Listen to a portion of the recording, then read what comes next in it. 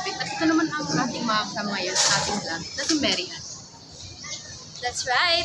At ngayon ay gagawa tayo ng isang malalim na paglalakbay sa buhay ng isa sa mga pinaka-controversial pero mahalagang figura sa kasaysayan ng Pilipinas, si Pedro Alejandro Paterno. Maraming Pilipino ang kilala si Rizal, si Bonifacio at si Aguinaldo. Pero pagdating kay Pedro Paterno, madalas hindi siya gaanong napag-uusapan. Sino pa siya? Bakit parang hati ang opinyon ng mga tao tungkol sa kanya? At ano nga ba talaga ang hambag niya sa ating kalayaan? Sa vlog na ito, tatalakayin natin ang kanyang buhay, pinagmulan, mga akda, papel during Revolution, ang kanyang mga kontrobersyal at higit sa lahat kung bakit siya isa sa mahalagang bahagi ng ating kasaysayan. Halina't samahan niyo kami!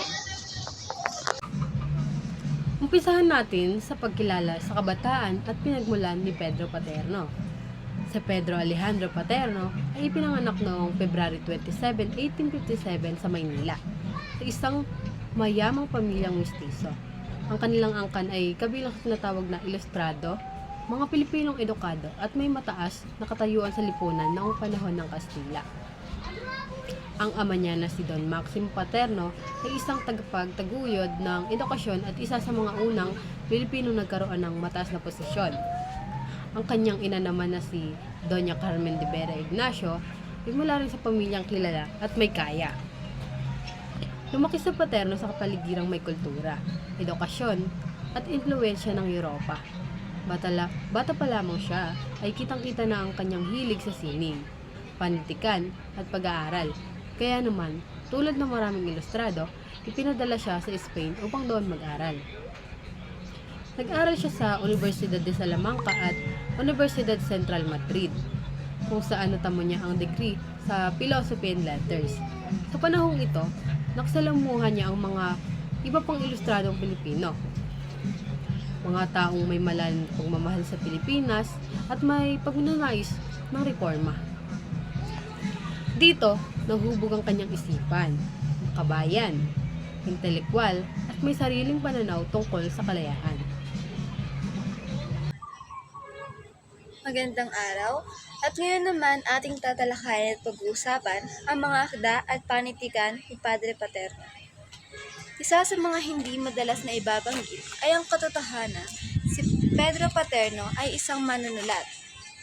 At kung tutusin, isa sa mga unang Pilipinong nagsulat ng nobela. Ang kanyang pinakakilalang akda ay ang Ninay, na itinuring na kauna-unang nobelang isinulat ng isang Pilipino. Nilatha ito noong 1885, at bagamat nasa wikang Kastila, pinakita nito ang kultura at ang damdamin ng mga Pilipino noong panahon ng kolonyalismo.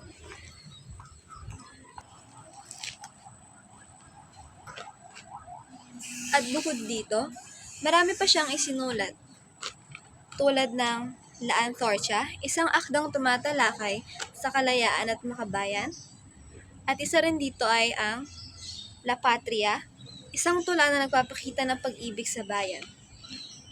Mga pag-aaral tungkol sa kultura, tradisyon, at relihiyon ng mga sinaunang Pilipino.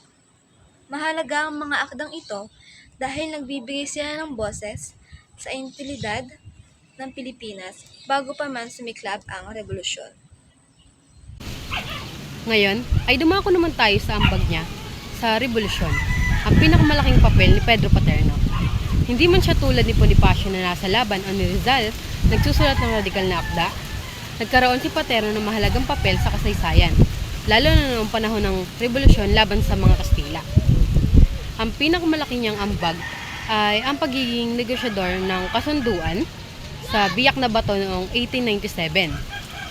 Anong nangyari?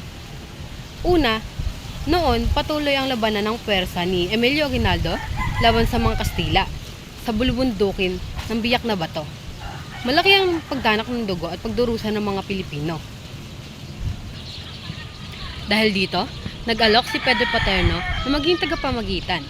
Tinanggap ito ng dalawang panig at halos 3 buwan siyang nagtrabaho para makamit ang kasunduan. Ano ang nilalaman ng kasunduan?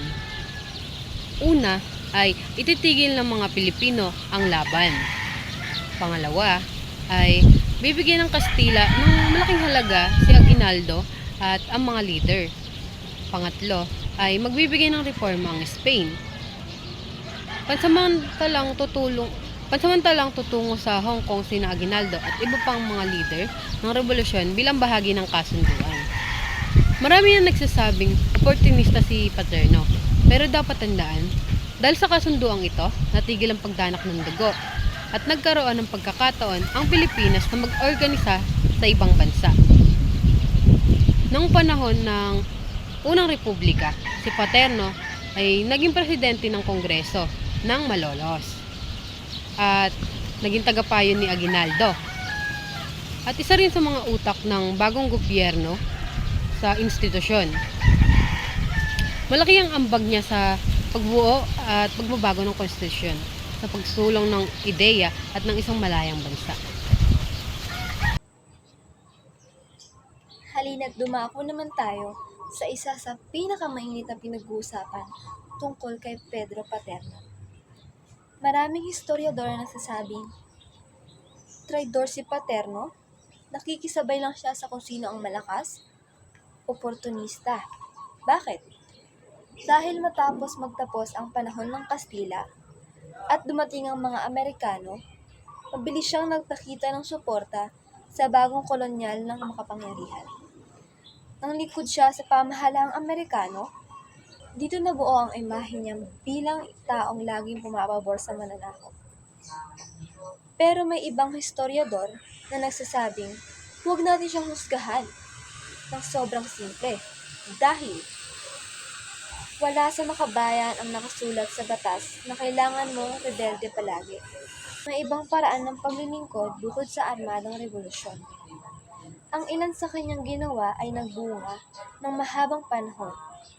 Benepisyo gaya ng mga dokumento at idea na ipinaglaban niya para sa bansa. Huli, si Pedro Paterno ay hindi perpekto. Siya ay isang may ambisyong, may katalinuhan at may mga kahinaan.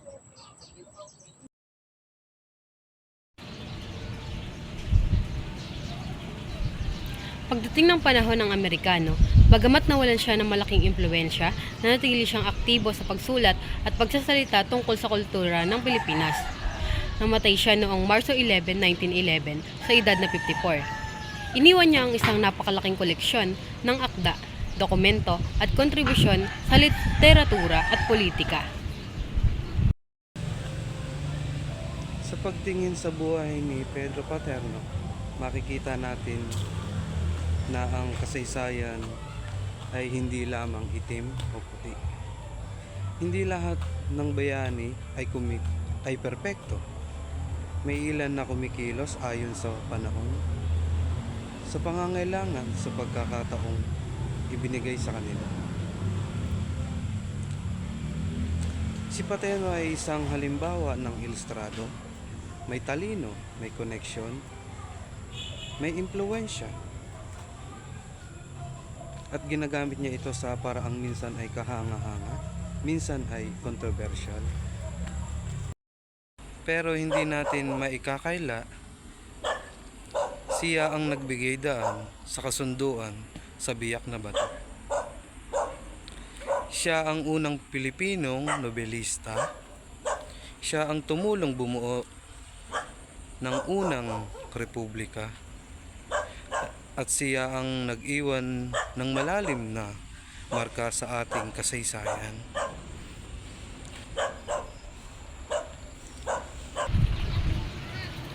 Ako si Raisa Clave. At ako naman si Mary Ann. At ako naman si Christian Gumaraw. At sana ay mas nakilala ninyo ang isang figura na madalas ay hindi napapansin pero malaking bahagi sa ating kasaysayan. Maraming salamat sa panonood.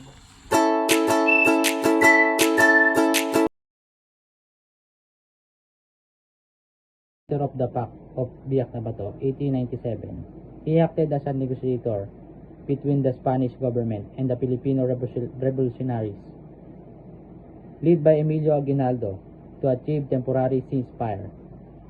First President of the Malolos Congress, 1899. He led the Congress that drafted the Malolos Constitution, the first Republican Constitution in Asia. Contributor to the First Philippine Republic. Through his leadership in the Malolos Congress, he helped in forming early laws and policies of the Republic. Writer and intellectual. He wrote Ninay, 1885, considered the first Filipino novel, and produced work on Philippine culture and history. Scholar and cultural researcher. He studies and documented Filipino folklore, tradition, and pre-colonial benefits, contributing the understanding of Filipino identity.